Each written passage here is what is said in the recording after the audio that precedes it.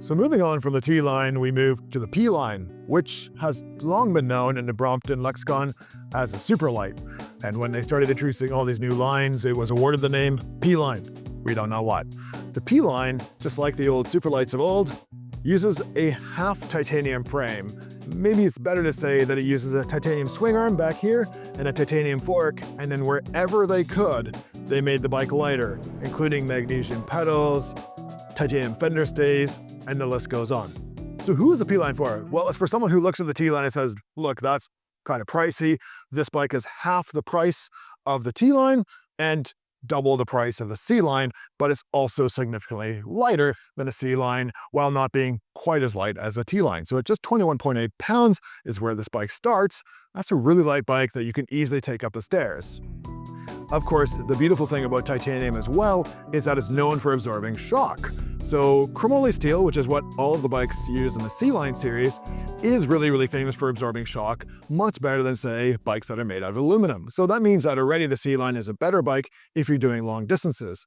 But titanium, while being lighter and stronger than steel, is also super resilient and exemplary at absorbing shock. And what's nice about that then is if you're doing longer rides, say for instance longer tours, this bike is absorbing shock and making your ride a lot more comfortable. And it's important to know that the titanium is placed where the wheels are, front and back, so it's meeting the shock right where it's coming up into the bike and absorbing it before it hits your body. So this bike, the P line, also comes in a bunch of different gear options. There isn't the 1-speed like you find on the T line, but there is the 4-speed, which once again is an amazing platform that offers lots of gear versatility while grouping the overall weight down.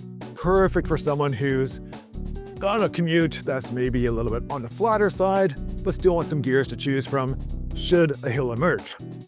Then there's the 12-speed, and the 12-speed is an utter phenomena in terms of Brompton's advanced engineering. And the 12-speed is a true advancement on Brompton's part. This is a gear range that matches most modern mountain bikes and gravel bikes in terms of gear range. So suddenly you have a bike that can kind of do anything that a touring gravel bike or mountain bike can do. What that usually means then is that it can climb hills really well, giving you also a lot of speed when you want it, and then lots of gear choice in between that range. So lots of gear choice if you're just kind of cruising on a long trip and you're in one gear and you're like, oh, that doesn't feel quite right. I wish it was just a little bit easier. You've got that gear to switch into.